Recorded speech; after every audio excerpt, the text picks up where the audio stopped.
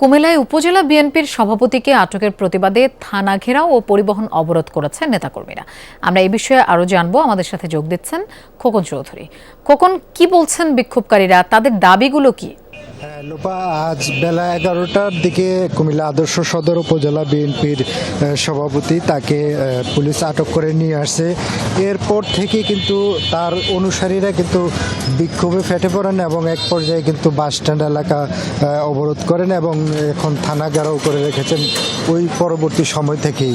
তো তাদের সঙ্গে কথা বলে আমরা যেটি জেনেছি, আসলে তাদের দাবি হচ্ছে তাদের নেতাকে যে আসলে কোন কারণে আটক করা হয়েছে সেটিকে তারা জানেন না। তারা বলছেন যে তাকে মিথ্যা মামলায় হয়তো আনা হয়েছে, এর প্রতিবাদ জানাচ্ছেন এবং তার মুক্তি দাবি করছেন। তো এই বিষয়ে আমরা কথা বলেছিলাম আসলে পুলিশের সঙ্গেও। পুলিশও আসলে বিষয়টি এখন পর্যন্ত আমাদেরকে নিশ্চিত করেননি আসলে সঠিক কোন কারণে তাকে আনা হয়েছে। আমরা জানতে চেয়েছিলাম, তারা বলছেন যে তাকে জিজ্ঞাসাবাদের জন্য আনা হয়েছে, কিন্তু কোন মামলায় আনা হয়েছে, কিসের জিজ্ঞাসাবাদ করা হচ্ছে সেটি কিন্তু আসলে পুলিশের পক্ষ থেকে কোনো নিশ্চিত জবাব এখন পর্যন্ত আসেনি। তো এখানে কিন্তু গণমাধ্যম কর্মীরা অপেক্ষা করছেন, পাশাপাশি তার যে অনুসারীরা রয়েছেন তারাও কিন্তু আসলে অপেক্ষমান রয়েছেন এবং তারা বলছেন যে যদি তাদের নেতাকে মুক্তি না দেওয়া হয় তাহলে আসলে তারা আরও বৃহৎ আন্দোলনে যাবেন এবং হয়তোবা তারা পরবর্তীতে মহাসড়ক অবরোধের কথাও কিন্তু এর আগে আমাদেরকে জানিয়েছিলেন।